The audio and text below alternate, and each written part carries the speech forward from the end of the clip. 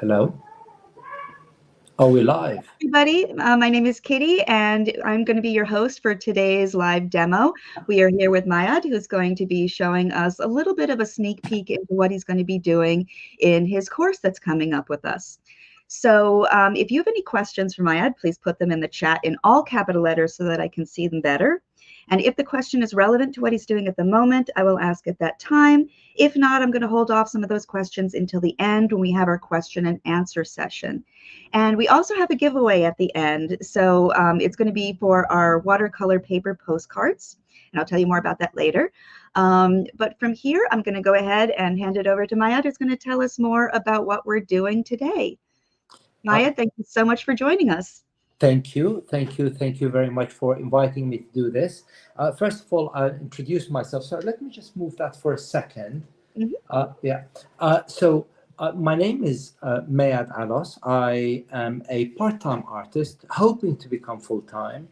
My background is much more architectural and property design, and I found my true passion about 5 or 6 years ago, and I developed my own style, which is fairly light in color. So it's much more ink pen and watercolor.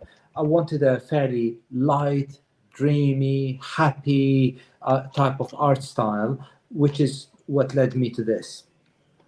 I do, of course, other things. If you look at my book, it gets. I can do. Some of my work is a little bit more traditional in watercolor, into upside down, in terms of full color. But most of my work tends to have a lot of white in it. If you follow me on Instagram, you'll probably see a lot of examples. And if you don't follow me on Instagram, why not? Right. So this course is 4 units. And what I wanted to do is I wanted to build up the course to lead up to a little scene, although each one of them and everyone, each one of these units is a scene in its own right, but I wanted to build up to something a little bit more complicated. I wanted each unit to be under a couple of hours, and that was the mandate from Etcher. And I wanted to include as much as I can within 2 hours to do quite a bit of demonstration and teaching, but also to end up with something pretty rather than just a lot of technical information. And so these are literally, if I could just run you, I started out with a window and a patio door above with a bit of foliage. And you'll see that I do a lot of foliage. And I know a lot of people struggle with foliage, so there's a lot of repetition on foliage. So if you want to improve your foliage, then hopefully you're at the right place. So I start with windows and doors, and then I do a front entrance door with patio doors above. And they're particularly hard to get that light shimmering reflection on the door. That's why I did a little bit of a close-up on the front entrance door. So that's a really good practice. And with urban sketching, you will do a lot of doors, and therefore I think that's quite important. A lot of people. Yes. Could you hold it up so we can see it? Of course. Towards or this. do you want to switch it over to your camera? Okay, that'll work. No, that's okay. Can you see it now? Sorry, you're there right. You go.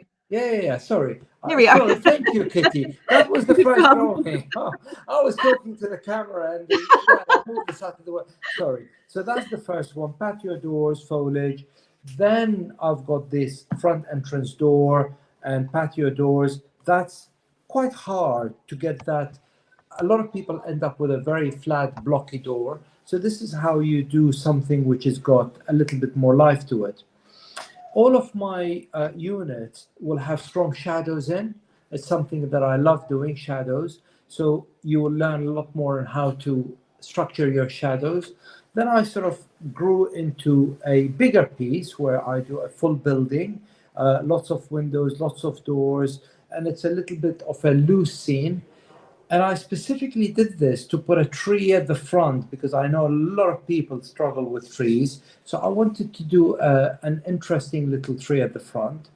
And then this all leads into this piece here, which is probably the hardest out of all of them. So it's quite challenging. This is all, I'd say, intermediate level, maybe intermediate plus. So this is the course. They're all units of about 1.5 to 2 hours, once a week, and Aisha will tell you more about this. Today, I wanted to do something simpler because sadly I was only given 1 hour. I'd love to spend forever, but it's 1 hour. It's all Kitty's fault. So I wanted to do I wanted to do something relevant but not repetitive and identical. So I thought it'd be fun to do a lantern. And the reason why I wanted to do a lantern, because it's all about the geometry, the proportions, the dimensions. So I'll run you through how I would do a lantern. What's interesting is I drew this lantern and it took about 1 hour and 40 minutes to do. So I had to scrap it and start again. Kitty, can you please share the one that we are going to do? Yep, there we go. Yeah. And the difference is interesting, which saves half an hour. This particular one has a lot of detail on the metal. And because the metal is visible, I wanted detail. So I actually hid a lot of the metal with the one we're going to do today. And this one, I drew every single leaf and I colored every single leaf. It's still in a loose way, but the leaves have got, every leaf has got about 2 or 3 layers, whilst the one we're going to do today has a bunch of foliage, and therefore we can do it with a wash. Yeah. So these are the main differences. So I am using, and by the way, I was told not to be salesy, but I have to tell you, I love the etcher paper. I have different size pads of etcher, and it responds to the ink and pen incredibly well. So I'm using an A5 piece of etcher paper. And just, I know I'm not supposed to do this, and I promise you I was not asked to by etcher to do this. I'm using etcher pens, and today I'm going to be using the extra, I love this one, which is the 005. So that's my favorite too. Yeah. The only downside, Etcher will not sell them separately, so they sell them as a box, which is great. But if you don't need the variety of different pens, then you can go for a 003 in the Micron Black. So I'm going to use, and they're pretty much identical. They have different numbering system, but the tip is the same. We're going to use a pencil, we're going to use a ruler, and most importantly, we are going to use a rubber, because we always make mistakes, obviously. Right, so shall we get started, Kitty? Hello. Absolutely, it's all you. Amazing. So what I want to do is I'm going to keep that here to my right as my little reference, because the lantern is the same. So in fact, if I put this here, and I'll put some weight on this. Right, so I'm going to use this drawing as my reference in terms of size. The first thing is we're going to draw a wall here. Now, the wall, an important trick is decide where you want the wall to be, and either use your pencil or a ruler, but always take 3 points, and I'll explain to you why you need 3 points. So you take 3 points, 1, 2, so what happens is if you draw 1 point and you try and run a parallel line, if you draw 2 points, if you draw 2 points and you try and run a parallel line, and one of them you get wrong, you end up with a very wonky line. So by having 3 points, it is pretty impossible to get it wrong. Yeah. It's pretty impossible to get it wrong unless you try really hard, as I just have. No, actually, it is right. Yeah. So first of all, you get your. Why does it feel like it's not straight? It is straight. So first of all, you draw a parallel line to the edge of your page. Then the next thing is draw towards the middle of your page, somewhere. I would say a horizontal line using exactly the same technique. So 1, 2, 3. Incidentally, you could do all of this by eye, and you could go straight into pen. I'm doing you how I'm going through it. Normally, I would have just literally just jumped in, but I think it's quite useful to know how to measure it in case you're not confident to jump straight in. I'm going to now somewhere here.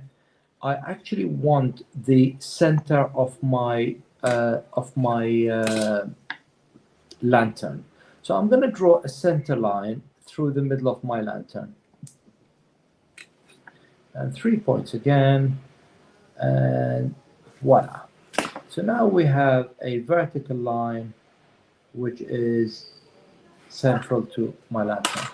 At this point, with these, normally for me that's enough to get on with. So I'm going to do the rest by eye. Sorry about the outside noise. I am very lucky to be in a beautiful city in Barcelona. So I'm in Barcelona now, and the windows are open. So excuse the noise. So I've drawn a line here, and by eye, I've got this right and left equal. So I've got a symmetry going on. And then I'm drawing the base. Kitty, can you see the pencil line okay, or? I believe so. Yeah, it looks fine. Yeah, okay. Sometimes, because I don't press very hard, sometimes maybe you can't see it in the camera. So always go back and double check your dimensions in case you're a little bit off, like I was here. Just a tiny bit off, maybe. It needs to be a mirror image, so it's there.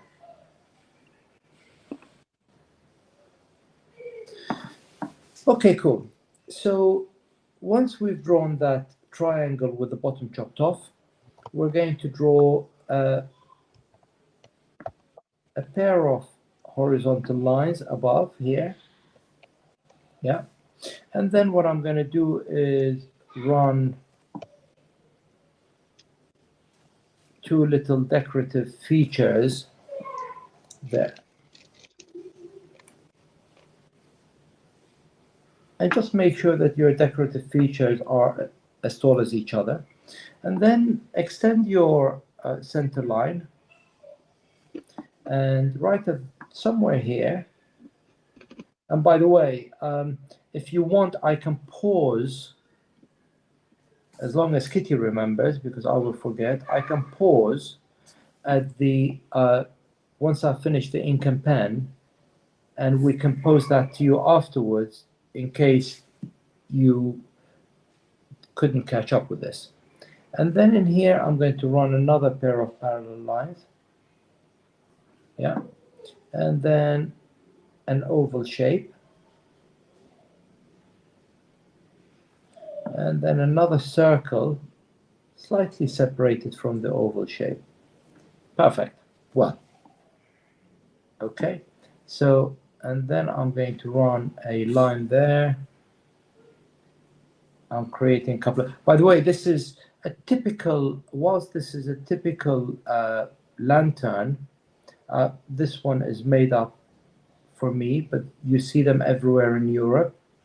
I don't know whether, do you have them? You're in Canada, right, Kitty? I'm in the States.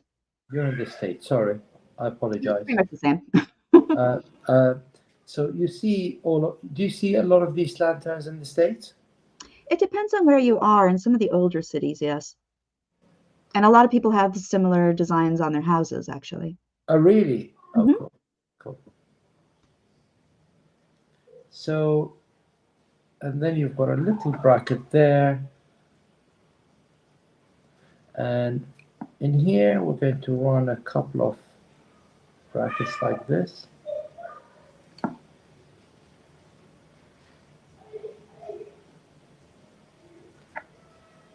Okay.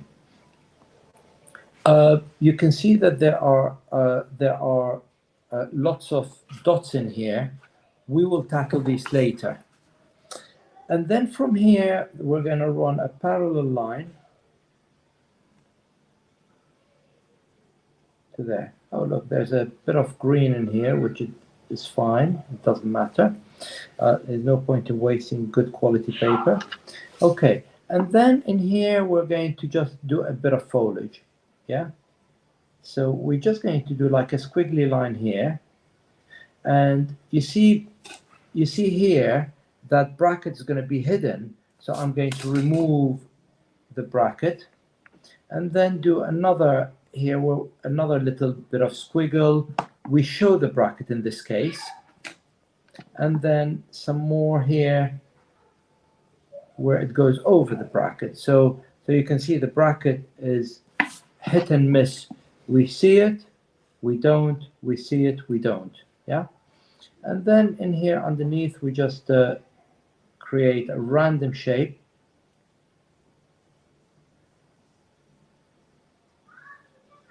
And the most important thing is keep it loose and organic. Don't make it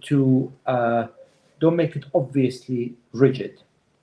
And that is it at the pencil stage.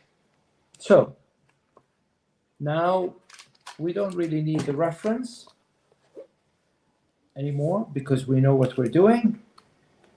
Famous last words.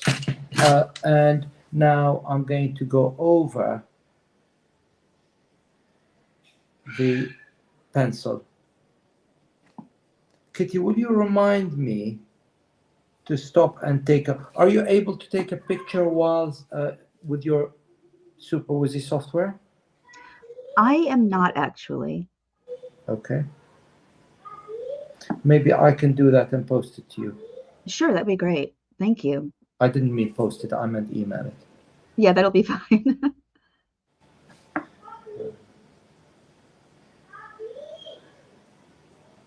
Okay.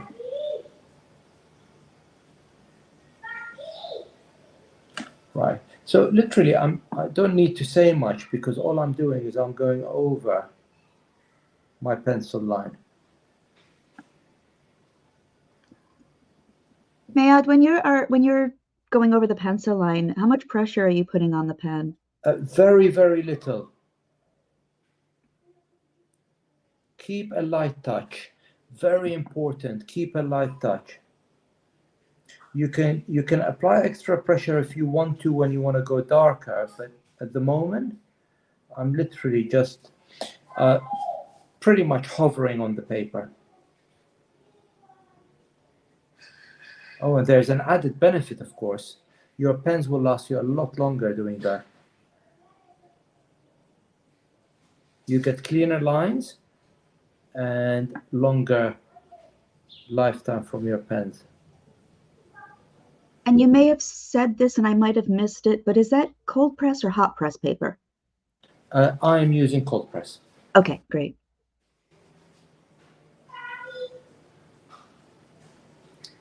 I tell you the other advantage, Kitty, of the etcher paper, and I really do feel bad saying all of this because I was told not to be salesy, and I'm not being salesy, but it's very white. I love the whiteness of the paper. I do too. I find a lot of papers, especially when I go to photograph them, they're very cream colored, very warm. Yeah, yeah. And I feel like that affects my colors as well when I'm painting. Yeah. The only thing with this paper is it's quite textured, which is nice, but the texture will come through when you photograph it. Yeah.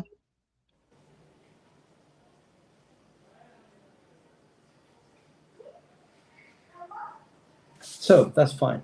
So slightly, actually, and you've got to be careful. Look, I'm sorry, I think I've made a tiny mistake here. You see, this is not completely, this should have actually arrived here. So this is not completely symmetrical, so please don't repeat my mistake. Normally, when I'm drawing, I stop and I look a little bit more. I'm going to try and correct it a little bit and see if I can get away with it. I think I can. Okay. So, and then you do this.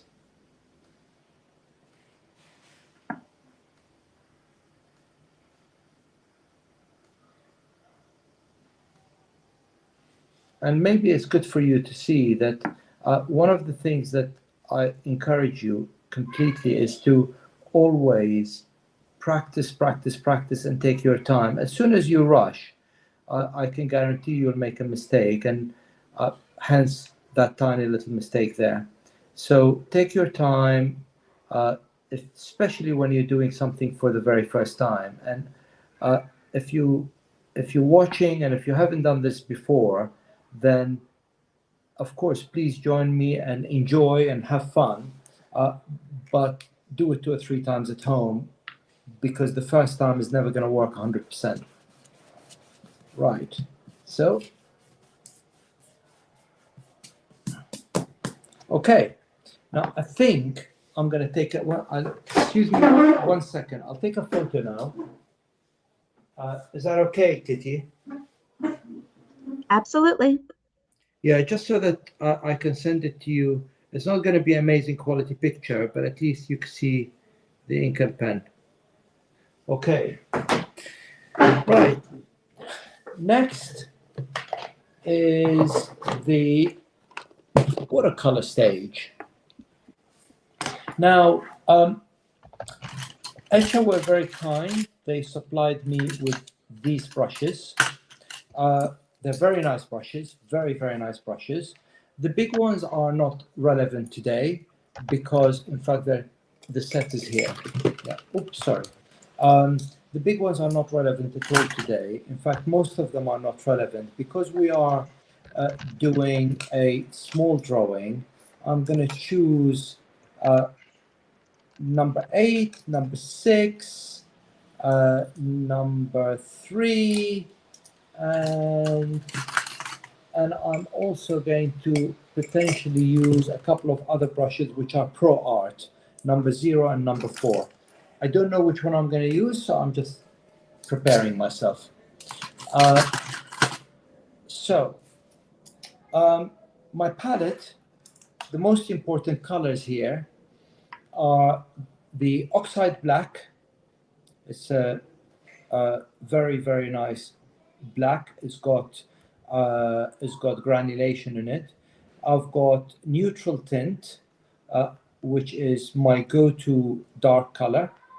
I'm gonna use lemon yellow in gouache, sap green, and deep sap green. This is what I'm gonna work with today. So the first thing that I'm gonna do is apply the. In fact, I don't think I need the big brushes today. I'm going to apply the lemon yellow first. Now, sometimes people prefer wet on wet. Sometimes they prefer wet on dry. So I'm going to go wet on dry. So I'm going to literally just take quite a bit of yellow, and I'm just going to add the yellow here. Right. When you guys work, make sure when you're doing these washes, very important to keep your edge always wet.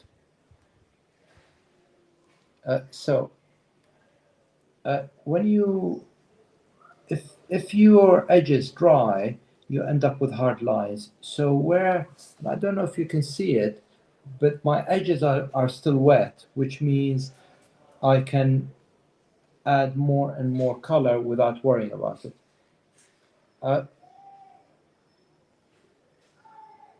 Try not to go over the metal bar. Now, you can use this foliage technique pretty much in all my drawings. I use 3 or 4 different types of techniques, but this one works every time. Now, if you wanted to go outside the yellow line, it's fine. And we chose this to start with because that takes the longest to dry. So I'm going to let that dry now. And this yellow layer is really important because I'm going to put green on top, but I wanted the yellow to pop through it. Next, I'm going to add, you can use neutral tint or oxide black. It's up to you. So it's black. Both of them are black, and therefore it's up to you which one you use. Yeah. So I'm going to now add a light, fairly diluted black in here, because I want a contrast between my darker areas and lighter areas. So I am going to apply my pretty much black to everything.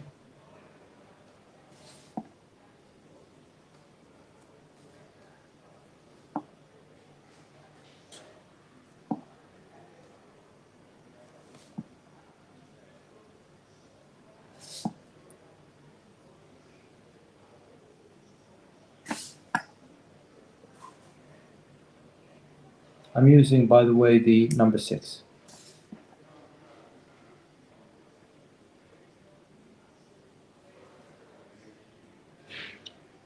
When you do this for the very first time, I recommend you spend 1.5 hours to 2 hours on this. We're going to try and do it in an hour today. Make a few mistakes en route, but we'll get it done. Actually, that's a good point. Kitty, what time did we start? I think we started just a few minutes into start time. So maybe 5 minutes, maybe? Okay. So I'm just intrigued to know how long it's going to take to do this. It's okay. Okay. Anyway, I'm not going to cut you off at an hour. It's fine. Amazing. Amazing. Kathleen was so specific. Man, you got to put in an hour. All right. She scared me. You know, I can't perform under pressure, that sort of pressure. Right. Okay. So now this is wet. I'm going to dry it a little bit.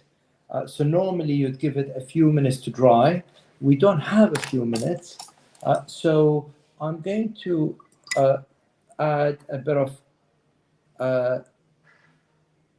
sap green now to it. That's okay. It doesn't matter that it's not 100% dry.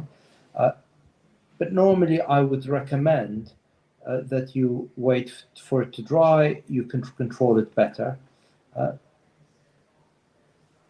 So I'm going to use some, yeah. So speaking of letting it dry, what is your take on using like a hair dryer or something, or how does that work with something like this? I think it's a very good idea if you can be bothered.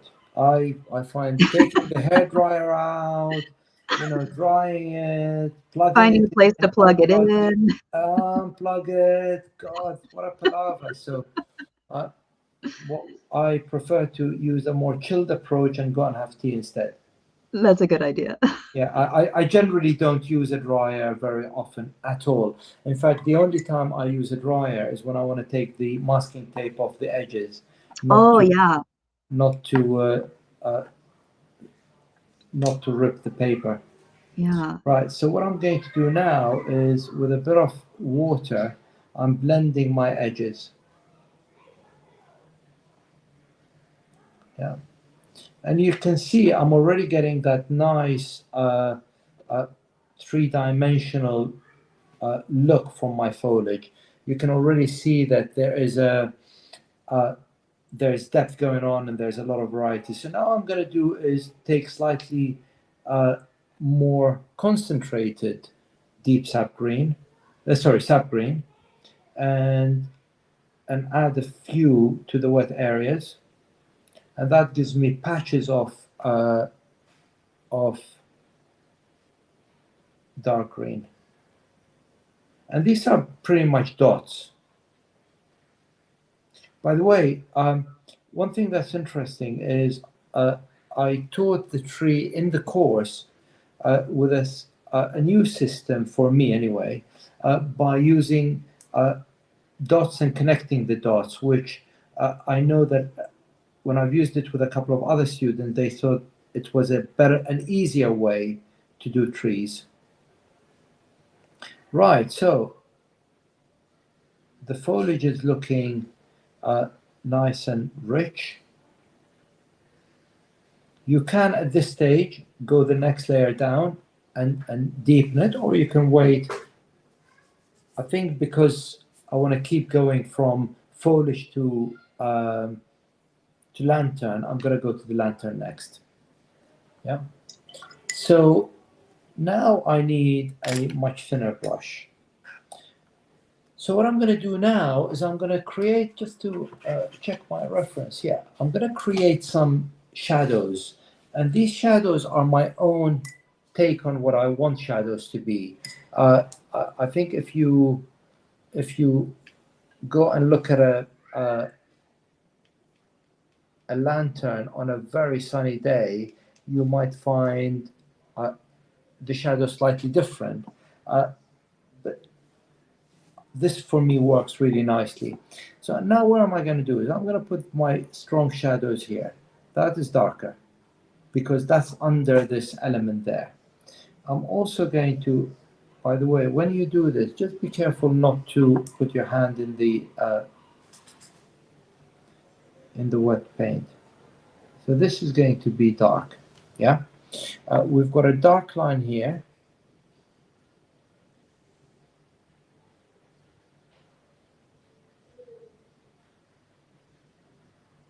And there. So now I'm just using my shadows to create depth. The other place that you want to create depth and curvature is here. So you add the dark to the, so I'm suggesting the sun is coming from the left, yeah?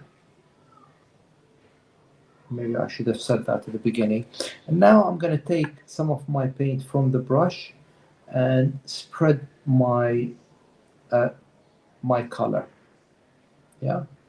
And then clean water, and I blend my edges and let them dry. Actually, just before they let them dry, I'm just going to add a tiny bit of extra depth to the left here.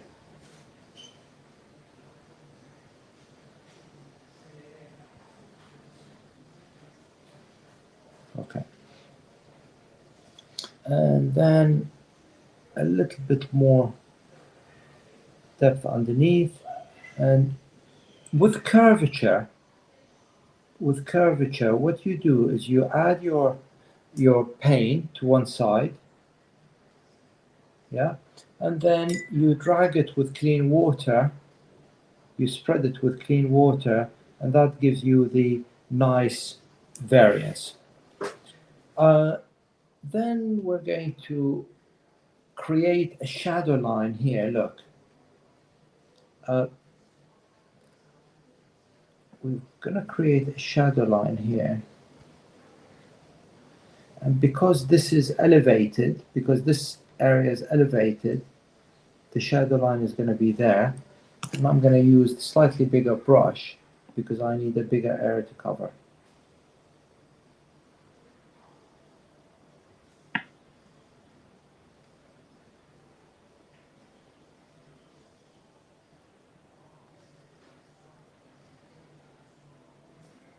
By the way, please don't send me a picture of a lantern to tell me that my shadows are wrong. As I said, I'm making them up.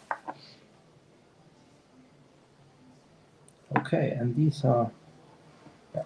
So again, I'm going to now, we're going to do this time and time again, where you start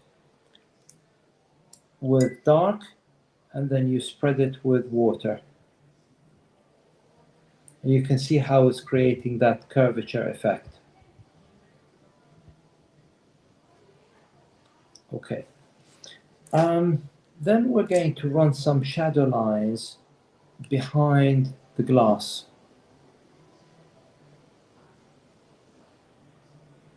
These brushes are really useful because literally they allow me to draw straight lines. Maybe a tiny bit darker.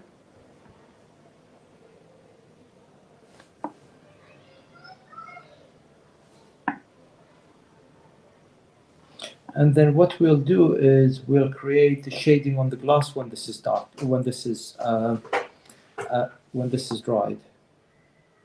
Okay, and then in here we do the same. We soften the edges.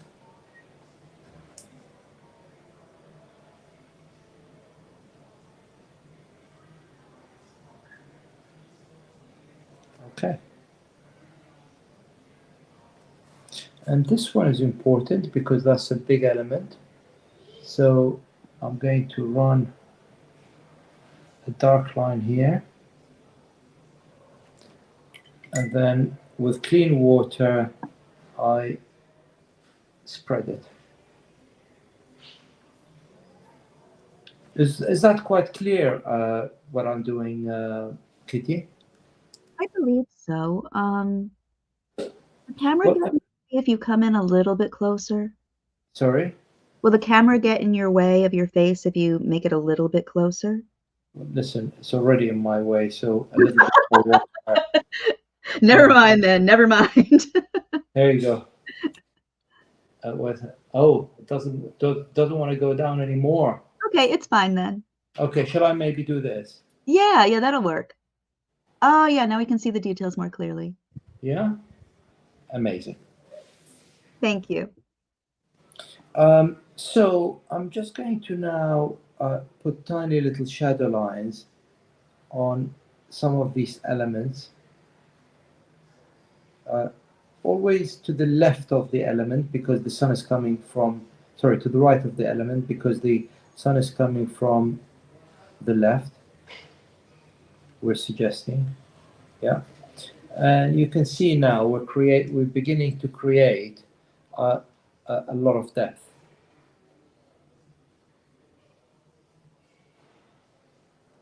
Okay, same thing, we're going to apply the same detail here. So I'm going to start with a line of black at the bottom, and then I'm going to spread it with clean water. Not enough, more clean water. Now what's happened here is my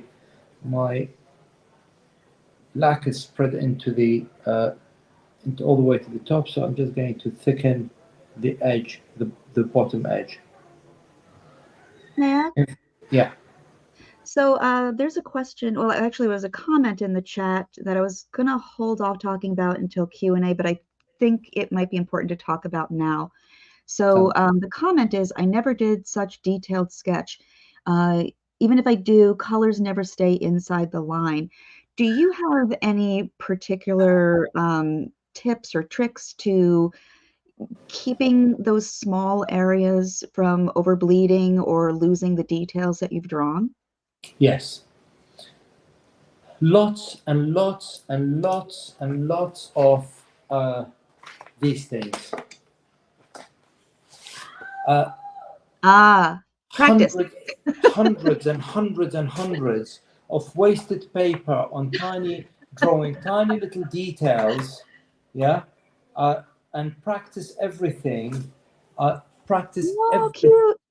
very, yeah. Practice everything, not once, not twice, but 100 times. Yeah. If you look at one drawing, I can show you one arch. I've probably drawn it 20, 30 times. Yeah. Now, the other tip, which is even more valuable than practice, is I can guarantee you that anytime you're drawing something and trying to stay inside the line when you're doing a drawing, it's 10 times harder when you're not doing a drawing. when you doodle, it is 10 times easier than when you're actually drawing. So do all your practice with doodling, and once you've practiced something lots and lots of times with the doodles, then is the time to move on and add it to and do a drawing. It's impossible to get these lines precise without that type of practice. Impossible. And also, incidentally, I have recorded on YouTube. Please go and check it out. I've just recently dropped a video on YouTube on drawing straight lines. Drawing straight lines is so important. And that also, once you know how to draw straight lines, it really improves your technique on all sorts of details. So YouTube, drawing straight lines and shading.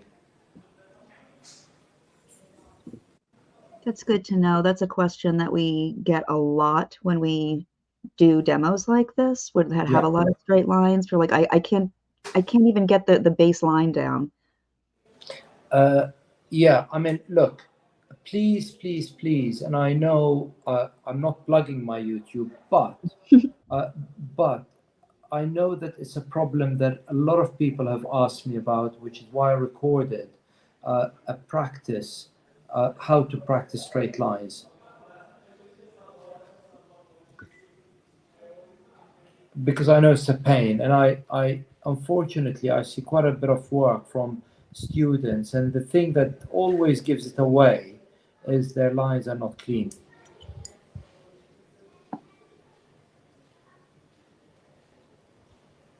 Okay, so now you can see we've got really nice curvature going on here. Yeah. I'm now going to take a dollop of paper. Right. My green is dry, so I'm going to go in and finish my green. Oh, not finish it, but I'm going to add my third layer.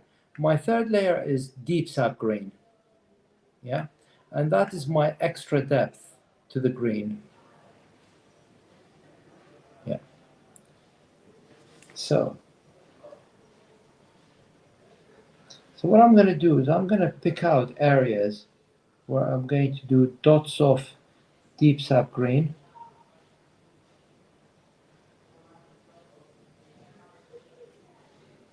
And the reason I'm doing dots, because otherwise I'll end up with a very blocky drawing, and I don't want that blockiness, so I'm leaving gaps in between. And I'm picking out certain areas. So by having this area of dark and this area of dark, what I'm doing is I'm making the light area underneath it pop. You see, by doing this, all I'm doing is underneath it is I'm making it, I'm actually exaggerating the brightness of the area underneath. Now, what is interesting about color is it's all relative. So a dark color makes an adjacent color look a lot lighter than it actually is. So by having these dark greens, and now I'm just going to spread the edges. Yeah. Yeah.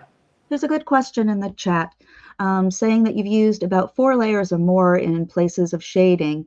Is that normal to build the color as you work the shadows? Yes, very much so. I find that at the moment I've got this area. I think I've done 4. You're right, about 4 layers. In here, about 3 layers, 4 layers here. But yes, quite.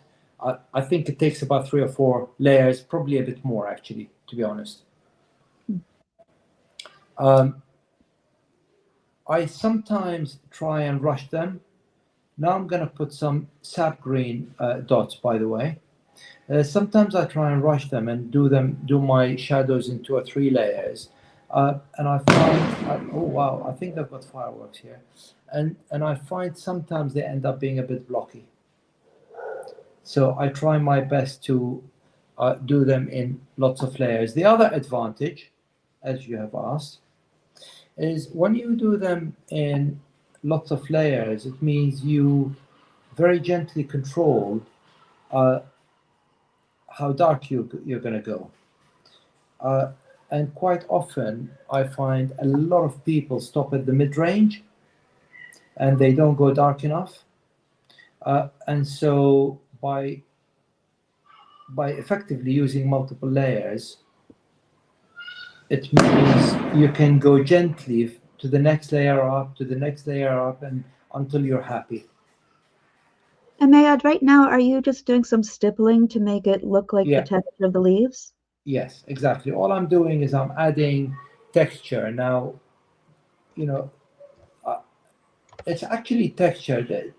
Is it leaves or not? But that's all I'm doing is adding texture to the to my foliage. Okay, and then you'll see we'll change it completely as soon as we add the gouache to it. Actually, whilst we're here, let's just do a little bit. Sorry about the noise outside. I'm going to believe that those fireworks are in celebration of your fabulous drawings. You're far too kind, Kitty. Yeah, far too kind. So I'm now just throwing lots of random dots because we will throw lots of random yellow dots afterwards.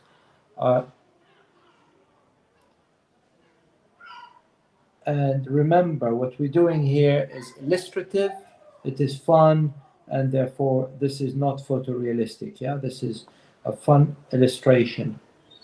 So that's why I'm making it actually a little bit light in terms of the foliage. Okay, we're going to let that dry now. And the next point is we're going to add a nice dark shadow across the lantern here. So I'll mark it in pencil. Mayad? Yeah. So there's a question in the chat that I think would be good to ask now. Yeah. How do you balance between keeping the transparency on watercolor and adding the bold, strong colors that you need for contrast? Right. If you work with a relatively watery, if you work with a watery paint, that always gives you the transparency. So if you, as soon as your paint using dry paint, it's a lot harder to control transparency. So your transparency use watery, and the depth you get it by multiple layers. Because each layer is not going to be identical to the layer before, you're going to find that you get transparency and a bit of what's the right word when it's not totally uniform and blocky? A little bit more blended? That's Less, not the right word. No, it's not the right word. It's more, it's got a transparent but not too even. Yeah. So, for example, now I've done this layer. Now what I can do, now that it is nearly dry, what I'm going to do here is, look, I've done my first layer. I do another layer now. But this layer, I allow myself to vary the values by adding water. Yeah. So I'm suggesting that it is darker at the top than lower down. And that gives me, can you see the change in values, Kitty, here? Yes. Yeah. So I've done a layer of shadows, and then I'm doing another layer of shadows where I allow myself to vary the values. Okay. So that now you see here, some of my lines are a little bit too harsh.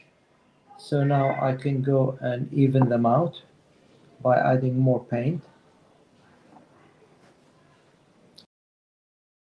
One of the things that I use regularly, which I love, is white titanium. So white titanium is literally my best friend.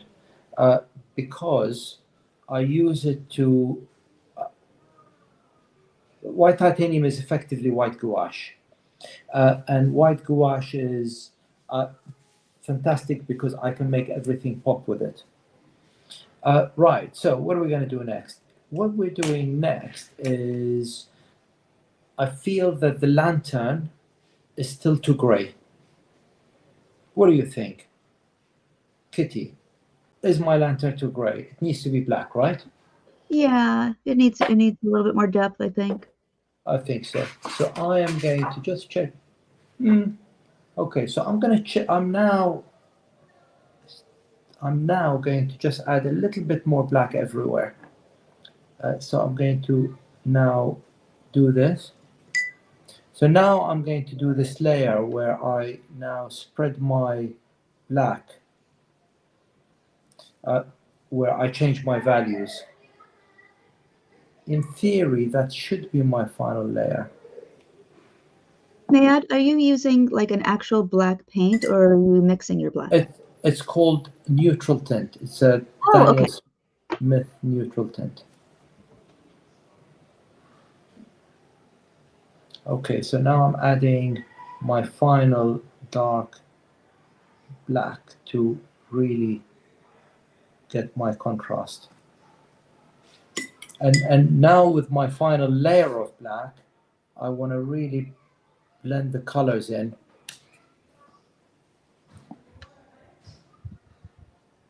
Do you think the word that we were looking for earlier is gradient? Yes. Okay, good. Thank you, Joey. I asked for some help on that in the chat. Yes, I'm getting good gradients. Yes, you're right. I like that. By the way, that's where my word organic here came from. Is one of my students said, is that what you mean? I said, yes, thank you. Organic. So now I use organic in all my lessons. Okay, so now just I'm playing with different values, just making sure that I have slightly different. That was too much water. It's okay, no harm. So now I'm just adding more and more depth to my drawing because I felt that it was.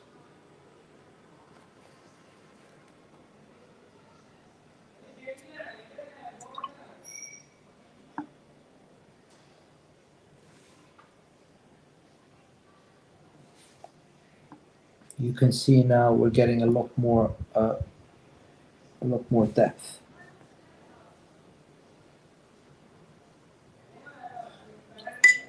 And as we said, that's just hopefully the last time. And a little bit of here. Okay.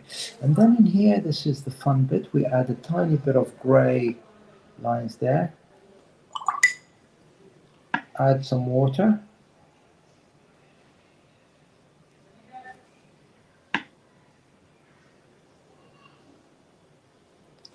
Incidentally, if you wanted to do this and you're not confident or you wanted help or advice, I am always happy to answer your questions. So you can send me your work on Instagram and just say, Mayat, where have I gone wrong? What should I do differently? More celebration of my drawing. So I'm more than happy to help. I try to at least once a day look at all my Instagram messages and help if I can.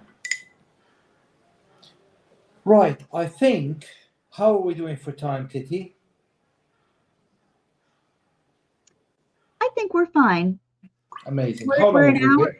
We're an hour in, but oh, God. Yeah, keep going. Keep going. That's all right? Yeah. Amazing. Okay, amazing. Good. Okay, now this is the gouache stage, which is so important for my drawings. Yeah. So with the gouache, now I will add lots of dots, stippling, as you said. I'm going to use that now, from now on. Thank you, Kitty, for stippling, this stippling comment. So I'm just using lemon yellow gouache, yeah?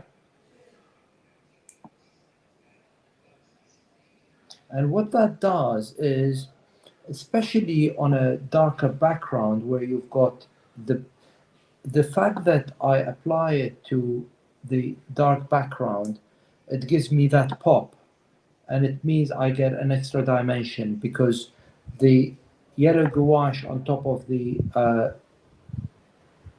green gives me that extra depth. And by all means, feel very liberal and playful with it, and go in and add these little dots outside the foliage. Also gives you, it makes the foliage deeper. Right, so now you can see. By the way, if we didn't have this time restrictions, I would have probably gone in and just put a few more dots in green, but maybe we will if we have time. Anyway, this is dry, so now I'm going to apply the white gouache. Tiny spray on the white gouache.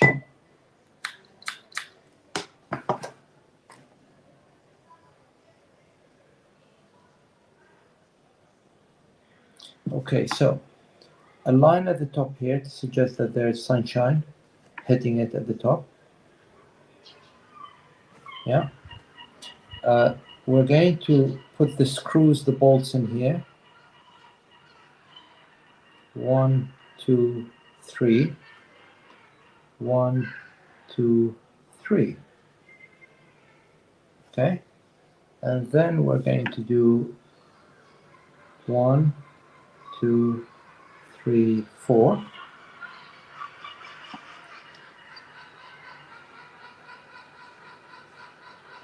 Okay. And I think in here we're going to do 1, 2, 3, 4, 5, 6, 7. Right. We wait for this to dry, and then we just put underneath them a bit of black ink.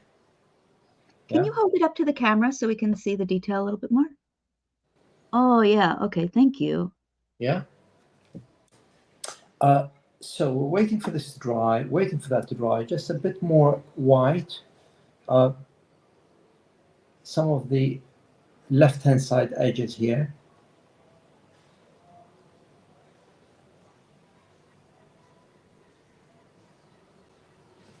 Can you see how nice that is, that effect of that white gouache is?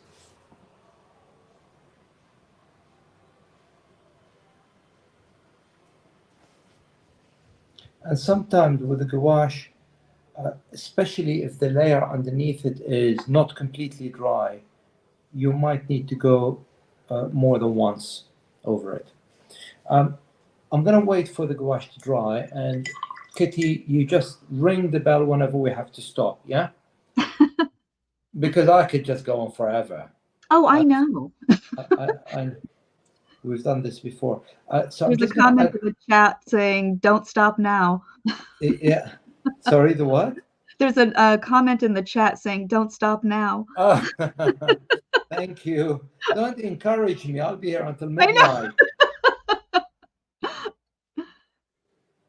Okay. Why don't we go for like another 5 minutes or so? Okay. Right. I'm just gonna go until you say stop. Okay. Yeah. So I'm just adding. So listen. Now I'm just adding extra contrast by adding more green dots. And I'm actually really waiting for the white gouache to. In fact, shall we do a bit of Q&A now, if you want, while this white gouache dries? Yeah, sure. Let's see. There was one question that came up. We know what kind of paper you're using today, but do you have a favorite paper that you like to use for your illustrations? So honestly, I love the etcher paper. I really like it. Mainly because the texture is great. I think in the old days, you didn't have cotton paper. So the recent batches that I've got, which are, I think, 50 or 70% cotton, they are really, really nice. So they're very nice. The other one that I work with quite often is this Bockingford paper. Yeah. Right now, the reason I use this paper is because it's high white Mm.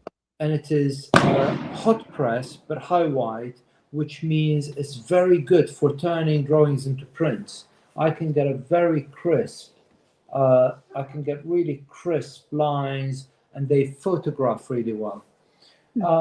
If I am doing a large commission, I probably use either Saunders, Waterford, or maybe Arches. I've got a few pads of other types of paper like Canson and a few others, which I haven't even started. And I'm so fortunate that I get a lot of paper to try, which means I am literally overloaded with the amount of paper. So I never, I love finishing a pad, but I never get to finish a pad. What a terrible problem to have. I love the problem, but I tell you the other problem that I don't know, Kitty, if you find this. To really know paper, you really want to use it for maybe 5, 6, 7, 8 drawings. I agree, yeah. So when you draw the first time on paper, it never feels right.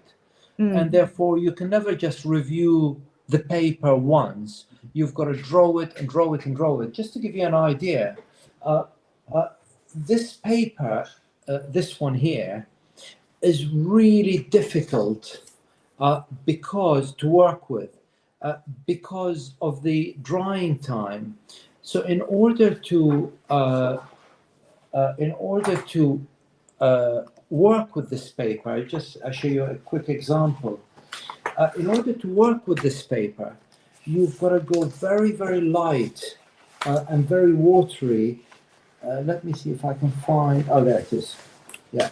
So in order to work with that Bockingford paper, I've got to go light and watery, and all of these, there are so many layers, 6, 7 layers, because if I put a lot of strong colors very quickly and the drying is uncontrolled, I end up with lots of hard edges. So a very long-winded answer, I'm sorry.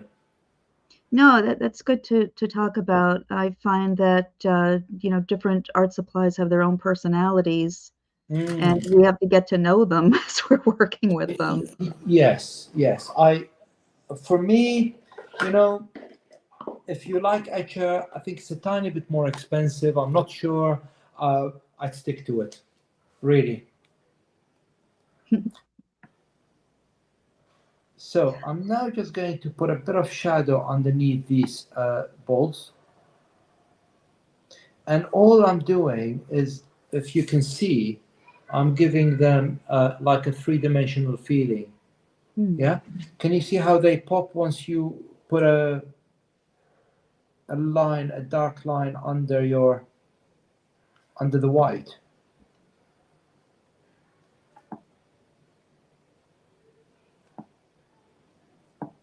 We do have another question in the chat saying that the gouache that you're using seemed to come as a spray, and they're curious what kind and brand it is and the advantages of a spray over tubes. The spray is water. Oh, okay.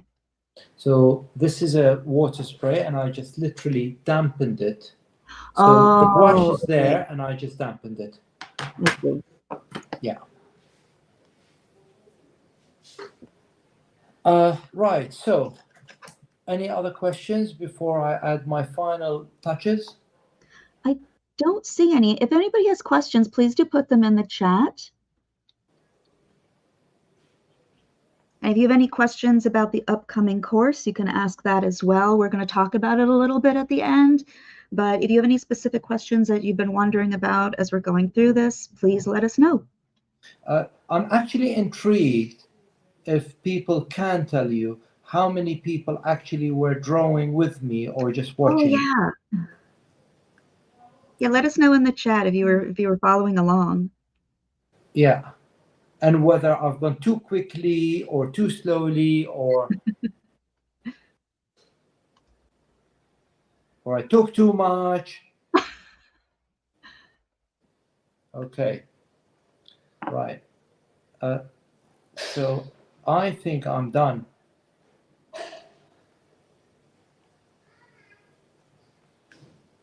Right, finished. By the way, I'm just messing around now, Kitty. So over to you.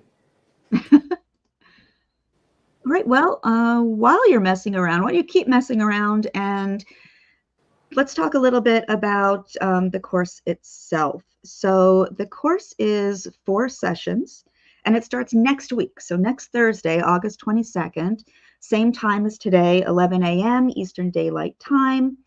And why don't you let us know a little bit about the things that you're going to be going over during the course? Right. So we are going to go over how to create an urban scene. This one is actually, there's a reference photo to this. So the final drawing comes from a reference photo. These are all made up.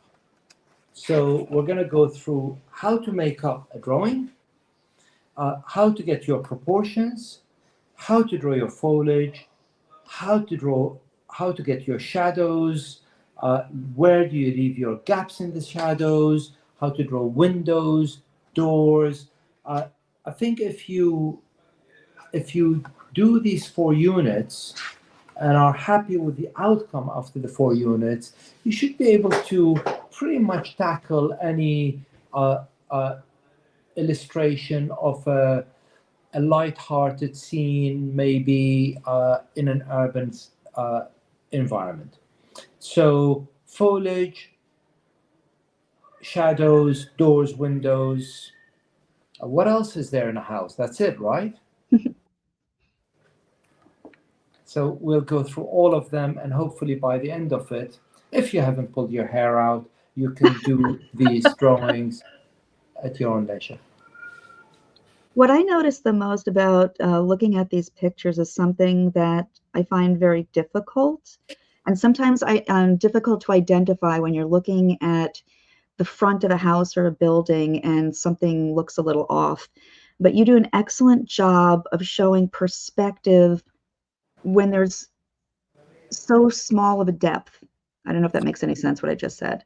But, Right. windows, doors, everything tend to look so flat unless you pay attention to the little bit of perspective that's there. So that's the other thing. I'm glad you mentioned the word perspective. All these drawings, I've removed the perspective out of them in terms of perspective lines, and I've created the depth through shadows. So this is quite important, is to create depth with shadows without having to use vanishing points and perspective lines. These face-on drawings, I find them really enjoyable, great fun to work with, without having to measure all the perspective lines. So that's another technique that you'll get out of this course. That's so much more pleasurable than having to think about the lines. Well, as if you haven't got enough headaches and worry about single point perspective, 2-point perspective, all these different angles and how things put together. So it's nice to be able to just literally pick up a pen and draw something you like. And they're such beautiful portraits of architecture. That is just so kind of you, Kitty. I bet you say that to all the artists. Do I though? I don't know. I bet you do. This is just lovely. And oh yeah, there's some comments in the chat saying, I love how realistic the plants look. And earlier somebody was talking about how, having issues creating volume and fluffiness in the foliage, and yours, they're just so beautiful. This is going to be exciting learning how to do that. Thank you. They do need, listen, I don't have a magic wand. I can only show you how I do them. But they do need quite a bit of practice. Yeah. So learn the technique, practice it. I mean, I am very, very lucky because I have a bunch of students on Instagram. They send me drawing after drawing after drawing, and I love doing that. I'm always commenting. But where I'm lucky is these guys, they will do the same thing 5 times, 10 times, and they're committed to getting it right. And I tell you, some of the work is amazing. Mm. So practice makes perfect. Yes. And there's a question here. What is your recommendation for practice paper?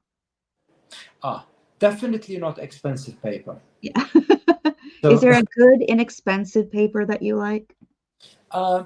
well, like everybody, we always make mistakes. I never throw a scrap piece of paper. Yeah. Yeah.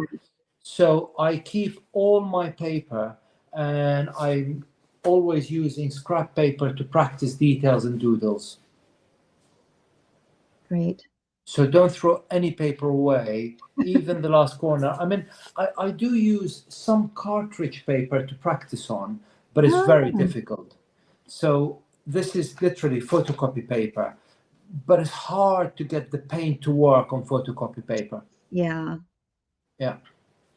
But you can try, you can do it, but it's not easy. And actually, maybe it's really good practice. If you can crack it on photocopy paper, then you mastered watercolor paper. I would imagine that it's okay for like the drawing part of it, like the pencil drawings. Yeah, I mean, watercolor on photocopy paper is difficult, but Yeah. oh, maybe that's another very good point. Actually, the other thing that is really useful is practicing shading with hatching. So you can use photocopy paper for hatching and shading, and if you want, you can use markers as well before you use watercolor on photocopy paper. But you can't get that sort of depth unless you use proper cotton paper. You know, that type of strong depth. Right. Yeah. Oh, that's such a beautiful drawing. Thank you. Look at the depth in that. Mm. I love how soft the leaves are. That's so pure. That's so beautiful. Yeah, because I didn't color all of them, so it's sort of has that, yeah, dreamy effect.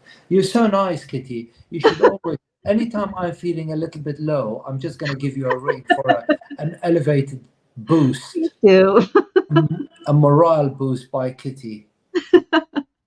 How much do you Well, and we're charge for an wondering, hour? How much do you charge per boost? it's free. It's totally Is it? free. Absolutely free. Thank you. Oh, and you're wondering like if people are following along.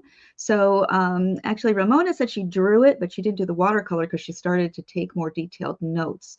And it seemed like that's what most people are doing, that they're, you know, really paying attention and absorbing it, and maybe they'll try later. Yeah, so. Okay, well, look, please, please, please, with a cherry on top, once you've finished it, send it to me on Instagram. And I have 2 accounts. One of them is called Mayad Allos Art. The other one is Mayad Allos Art School. And send it to me on either, or the art school specially, and I will post it as a story. And also it means that other students can see your work. And it doesn't matter whether it's amazing or you don't feel it's great. You know, everybody started somewhere. Yeah. So I put actually that into the chat, the Instagram name, so that if you want to share with Mayad and with us, you can tag us as well. And let's see, I'm not seeing any more questions coming up, but I do want to mention, as far as the course goes, as we've been talking about, you know, like practice makes progress. So you'll be assigned homework so that it gives you a little bit of incentive to keep practicing between sessions. So that's something to keep in mind too. And you can share that on the website underneath the videos, and ask for some, you know, feedback there as well, and share it with everybody or not. Yeah, so that's something to think about. And if you're not, sorry, Kitty, if you're not comfortable with your straight lines before next Thursday, which I think is the 1st, please go to my YouTube and go for straight lines and hatching as a practice. And I really strongly recommend, it's a really good warm-up before you do any drawing. Look, like any muscle, it's muscle memory. And so before you draw anything, just do 10 minutes of warm up a day with your straight lines, and you don't need rulers anymore. Oh, that was a question. Yes. That ruler that folds, Oh, doesn't it? that's my secret. Oh, that's your secret. No. Listen, it's an amazing ruler. It's by a company called Oxford. It's Helix Oxford. Ah, yes.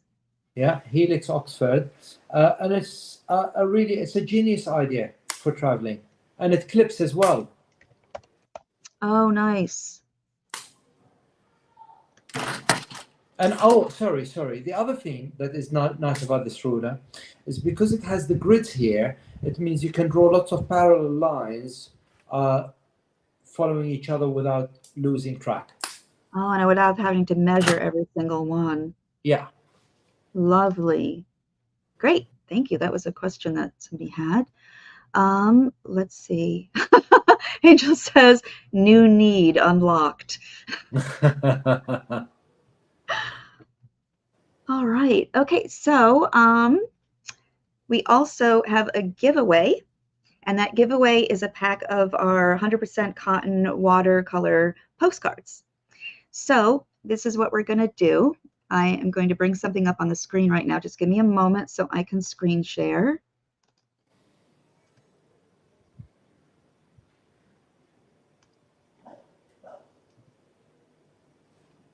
Okay. Okay. So what we're going to do is type in hashtag Big Ben, since we're talking about London houses and everything. We needed to use a word that is not in the chat, so it doesn't pull it up from there. But when I say go ahead and type hashtag Big Ben, just like you see it on the screen. And at some point, I'm going to say stop. And at that point, it'll be over, and then we will go ahead and do the drawing. So go ahead and type hashtag Big Ben.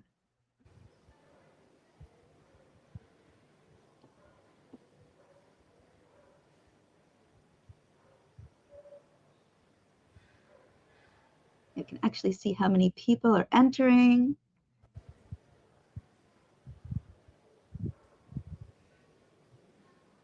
I feel like I should have Jeopardy music or something playing right now. How long are you going to give everybody?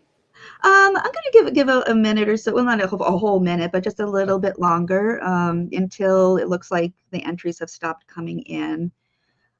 So probably another 20 seconds or so. There's also a little bit of a delay between us being live and it showing up on YouTube. So I want to make sure everybody's had a chance to actually see that it's happening. Sorry, is this on YouTube? Yes. Is it? Yes. Oh, I didn't realize. Yeah, it's on YouTube. So it's being streamed live on YouTube. Yep. Oh, And okay. then people are asking too if this is being recorded. Yes, it is. So as soon as we're done today, as soon as we sign off, the video will be available for you to watch as many times as you want. Amazing. Okay, so let's do, I'm going to count to 10 and then we will stop the entries. 1.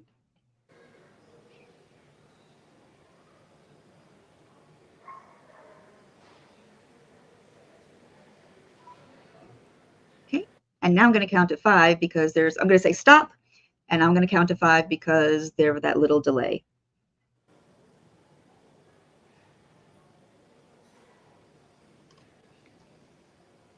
And I'm putting stop into the chat. All right, so here we go.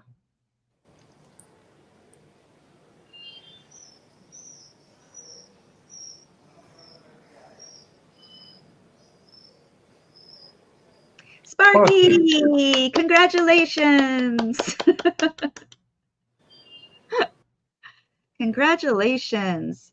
So we're gonna receive lots of postcards, watercolor postcards from Sparky. Yeah.